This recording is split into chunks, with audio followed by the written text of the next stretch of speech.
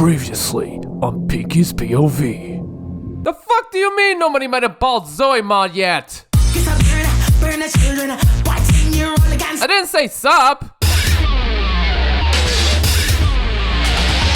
Yeah, we're right into the next entry. I don't usually review sequels back to back, but rather than waiting a long time or just never do it, I'm gonna cut to the chase and talk about Grid Autosport. I did the same with the Dirt Trilogy last year, so why not do these as well as a few different franchises in 2025? It's a win-win. So Grid 2, right?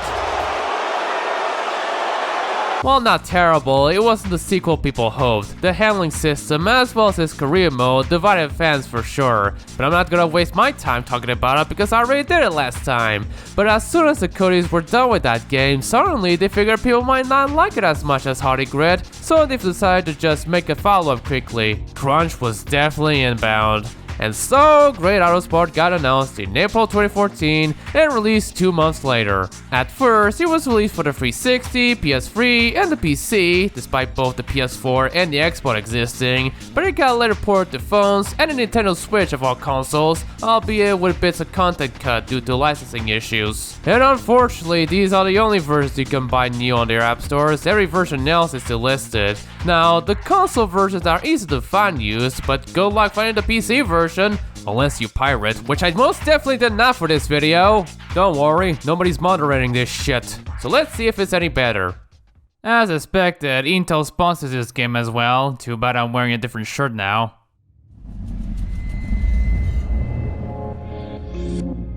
Grid Autosport. I get the feeling they got the magazine license to put Autosport in the title. They contacted the magazine's test drivers to test this handling model, and there's a track called Autosport Raceway, so it's plausible. Start up and ooh, that's a nice menu. Reminds me so much of the PS2 Colin McRae games.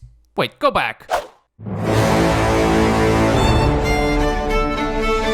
Anyways, let's start a new career. I wish the starting FMV was a bit like the intro from Gran Turismo 1, you know, more orchestra and a slow burner. But here's a taste of power race, much like in Hardy Grid, and oh my fucking god, I'm driving a Raven West car, just like old times. This time around, it's a 2-lap race in Hockenheim Ring. It's not the old track, but this isn't half bad. And I easily won. I'll have to put my details in again. I already did it before starting my career, and oh shit, Pinkie is there. With a Y, but still, good, because I now got tired of being called lightning. Hey, get the hell out of my cell! And as expected, career mode is a lot different, but not the same as Hardy Grid. Instead, it takes a page from older games, ToCA World Touring Cars, and the first race driver, you know, the one with the other McCain. Much like those games, if you want to do an event, you have to join a team and do its objectives. I actually like it. It makes it more grounded than that WSR shit. Shame I'll never make my own team and be a normal driver again, but I can deal with a few sacrifices. Career is divided into 6 sections, corresponding to the type of car, plus the Grid series for multi-discipline events. It's pretty similar to the way Hardy Grid's career mode works. If you do good in one section, you unlock more events and team offers for that. And you do well in all of them, you unlock events from that white box. It's simple to understand really, and I'm glad there's more freedom to choose, not only events, but also team offers. Oh shit, it also thinks it's an RPG with a leveling system. I also don't mind, especially when it doesn't have a skill tree. It's only ever used to unlock new events anyway. Joining a team means having to do objectives, not only team ones, but also sponsored ones. They are optional, don't offer as much, but the good thing about them is that you can do them many times during a season for all you XP grinders. It's a shame few of them involve not crashing your car. Good luck with that, mate. And some championships also have these cup events in between. Most, if not all of them, are one-make events, and a little break from that intensive stuff, which is a treat. If you do all the team objectives, you can do that same event, but join better teams that give you harder ones, including Raven West if you win it the first time. While I much prefer the career structure from Hardy Grid, this one isn't that bad. And what's this? A pre-race menu? And the option to qualify? This is shaping up to be a great game, I see.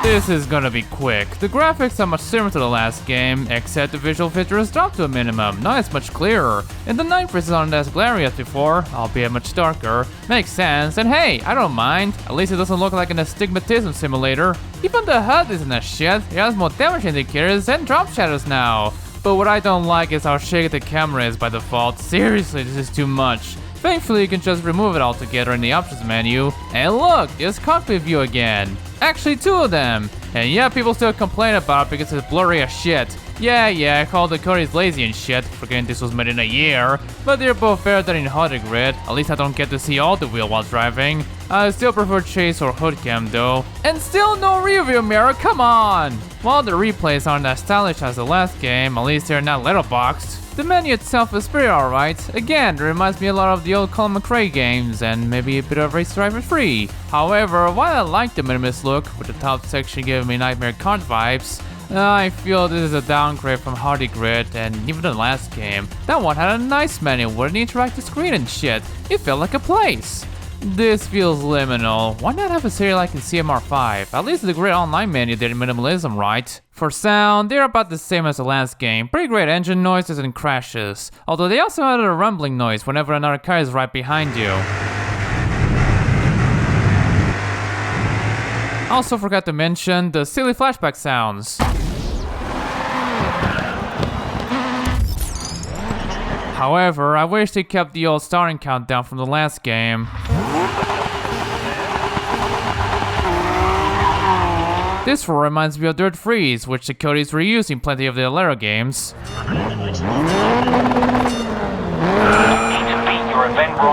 I just don't like it. It's not Gran Turismo countdown good. As for voice acting, why is everyone British now? Your event rival will be replaying that over and over. Great win. Yeah, the engineer, the commentators, and even the menu layer are British. Okay, not all commentators, one of them's a Scot, but still. The settings available have an impact on the rate at which you earn XP. You can change these settings at any time. I'm sure you Brits are proud of hearing it instead of the American ones, but I already miss my US peeps. Would have been better if they're all Australian though. I have a problem with the commentators though. No, not because they're racist. Much like the teammates in Hardy Grid, they have a small pool of lines they can spew. So I expect a lot of looks like a touch of aggression out on the track, and other such lines. A wee bit of aggression out there. Looks like a touch of aggression out on the track.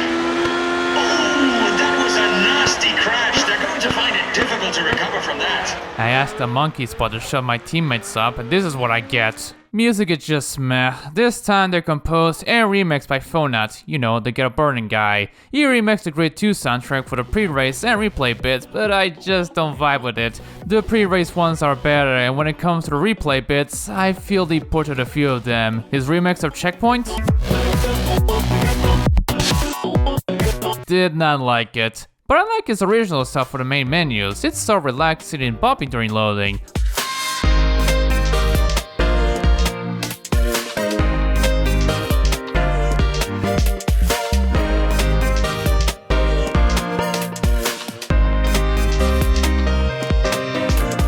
Overall, a mixed bag, but what did you expect? This took a year to make. You think Livingston will master some new stuff for this in that time frame?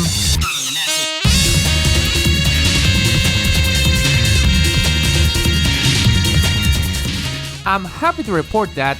Wait, why the fuck would I write that? What am I, a newscaster? Anyway, I'm happy to say that the handling is much better. While not exactly the same as in Hardy Grid, I still much prefer this over the so-called true field mode from the last game. You don't have to force yourself to drift every corner with certain cars, and while not exactly realistic, it feels so good, even without traction control. I'd say it's comparable to TRD3, and I'm all for it. Like that game, there are a few cars with some quirks, like the Lola Formula B car, where you spin out if you change gears while cornering, so it can be tricky trying to get through the championship in one piece. But other than that, it's great. Even the drift events are more fun with this model. There are still penalties for corner cutting, or at least going over the white lines, but in a handling model that isn't as arcadey, it makes sense, even if they're really strict. I hope you like tackling the sharp corners of CODA without being penalized for using the curbs. Although I just find it funny that the stewards find that out instantly rather than way later. They're more competent than the actual ones in real life. Like before, there's visual, mechanical, and terminal damage. At least there's 3 icons that indicate what part is damaged and how severe it is. But despite the back to basics premise, you're still Max Caulfield. As in, you can still rewind time. Just like in Grid 2, you can use flashbacks to fix the mistake you did. And just like that game, there's not much control over it, not even an option to cancel it if you press this button by mistake. But a flashback is a flashback, and you can have limited ones or not. Oh, speaking of which, changing specific difficulty options will net you different XP increases with all options set to hard, giving you about 50% like Forza 2. However, changing the length one increases, so you can get sign relief that you can just do short races all the time. Though there is this sponsor objective where you must reach a certain mileage during the event that's pretty common, but again, it's optional. Alright, you can actually make races longer here, like in Korea's F1 games, that's neat I guess. For the opponents... Try to beat Nathan McCain to really create a gap. Raven, what? Yeah, they're back alright, but instead of showing up sometimes, they enter every championship. However, at least on medium, they're not as hard hitting as in Hardy Grid, but even when you're first place, they'll manage to catch up to you. They provide a better challenge than the rest though. I have the same problem as in Grid 2, the medium is too easy at times. It's more fun to try winning while starting last. Now playing it hard, I think this is a good sweet spot. The drivers are faster and more aggressive, and even if you're in first place, they're gonna breathe you down your neck trying to pass you. Yep, this is a great experience that I'm clamoring for. Unfortunately, the street races can still be rather easy, but even then, one of them will catch you up. And the last laps will be a wheel-to-wheel confrontation. Except when they don't, which I witnessed that in a few street races, even when the length extended. As for teammate management... What teammate? Oh fuck, it's here. Yeah, it's back, and better than ever. Debatable. You could actually command your mate to be more defensive or aggressive, holding the position or getting one. It works like in GT4's B-Spec mode, just press 2 of the shoulder buttons to adjust and see if they can actually do any of these. I tend to drive for less than desirable teams, because of that, my teammates are shit. They can't attack, nor defend, and most of the time they end up at the back half and they have to carry the whole team with it. I feel like Max Verstappen this season. Unlike in Grid 2, races are stricter in terms of car types. You always race against opponents of a specific class with a car of said class. So forget about meta and be equal to everyone else, much like the old ToCA games. Well, almost equal. Events around War make have different cars with little much the status differences, and some teams allow you to upgrade the car a bit, but even then, you always be racing even. That is, if the races are all the same or aren't allowed to upgrade them, but you win some, you lose some. As I said before, there's 5 disciplines you can partake, and they have different formulas of championship. For instance, the Open Wheels have 2 races per weekend, whereas the Touring Championships are like that, except in the second race, the finish standings of the first are reversed on a grid. So if you win the first race, good luck trying to get the no collision objective while getting first place. Then there's the tuner races composed of standard races, time attacks, and drift sessions. The second one is just that, carry over from the last game, have the fastest time out of all, very much like Pro Street, opponents to avoid included, but drifting has been overhauled, for the better this time. It works like in NFS Carbon, as in you drift in designated zones, but you also earn more by drifting near the markers, orange one for inside, and yellow for outside. There isn't a multiplier, but there's this flow thing that gives you bonus points if it goes over 50% during the run. Pretty neat on its own, but there's more. Like in Hardy Grid, the drift events are contested by the knockout format, but you have to qualify to the top half first. And like the ToCA events in that game, each round has 2 runs, with the first one giving you a head start. Now, you might expect to get points deducted if your opponent crosses the line first, like in Underground 2.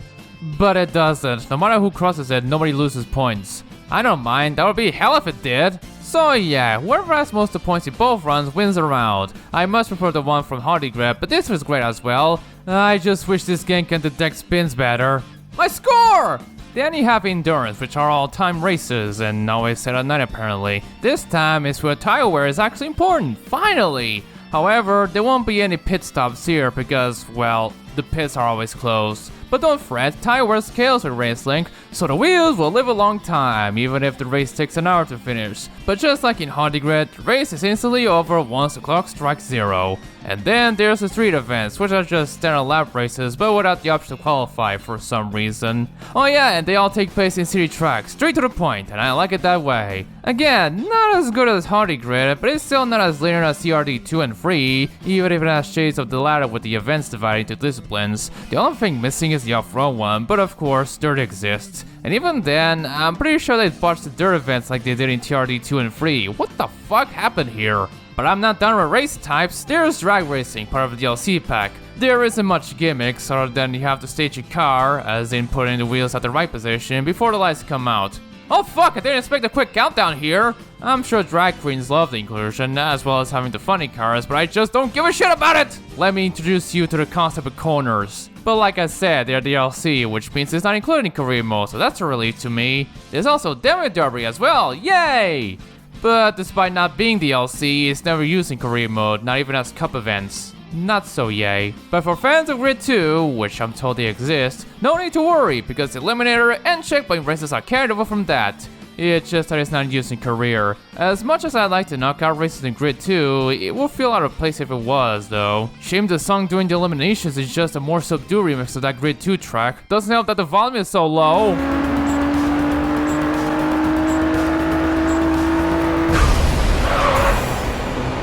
There's also Sprint, which, after playing so many racing games, it's rather vague. If it's a Need for Speed game, it's point-to-point races. If it's Juiced, it's drag racing. In Great Autosport's case, oh, it's Trailblazer from the Dirt games. It even has a opponent saying that times in real time as you race. That's cool, I guess. I mean, I wish the rules were narrower and dirtier, but Now sure, it may seem boring that this game's career mode is mostly about racing, with a dash of drifting and time trials, but remember, so was Hardy Grid, and yet people enjoy that more than Grid 2 anyway, among other things. Let me put it this way, if I'm forced to have a choice between becoming a fox, with sentience intact of course, and having my voice used for AI, I pick the former hands down. And you know what? I'm gonna do the rest this way. For a track Small Tilk! Well, at least it's a Pank and Coda, but Yasma Arena is still here. Fuck. Worse yet, the first two I listed aren't available in the Switch and phone ports. I wish that included Yasma Arena too!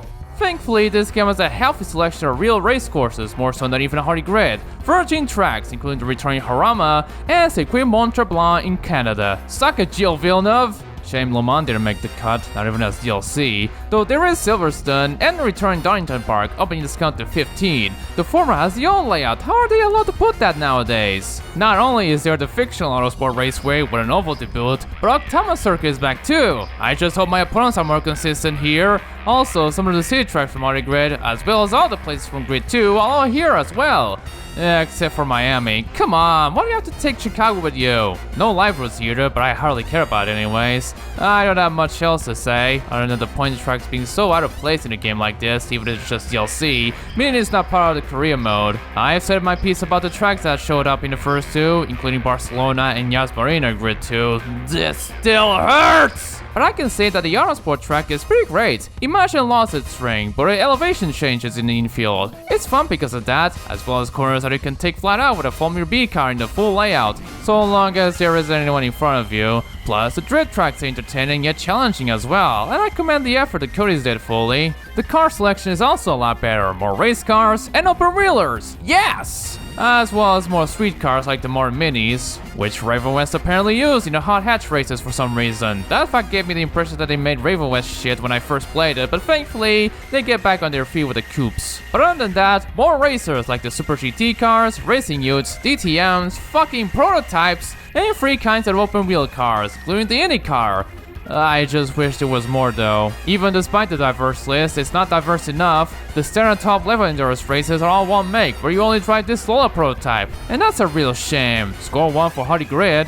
As for the open wheelers, 3 different kinds of them is also not enough. TLD3 had karts, Formula 4s, and other kinds of formulas, and even though they weren't yet doing the F1 games back then, that game even had classic and Mark Williams F1 cars. It would have been nice to have cup races dedicated to all F1 cars. They have the F1 license then and now anyway, so what's the excuse? Alright, this was made in a year, silly me. I still don't know what this swollen hemorrhoid looking thing in the F3 car is for. As for other stuff, I'm glad you can use any car you like in Custom Cup. Nature truly is healing. I sure hope the Corys don't ditch that again. Plus some extra cups relating to a few DLC packs, including the drag racing one. Again, I'm not a fan of that. I wish I could talk about multiplayer, but I can't for reasons.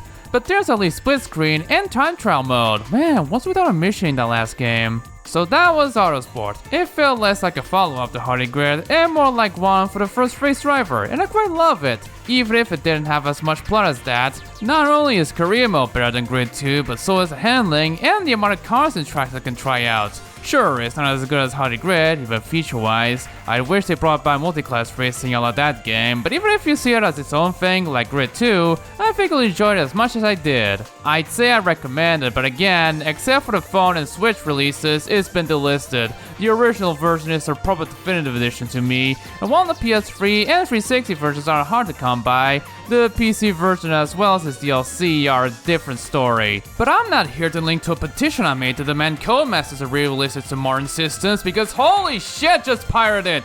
After that, the series went dormant again, until the Corys went, "We're rebooting it, Lamau." So in 2019, they released Grid, starring Fernando Alonso.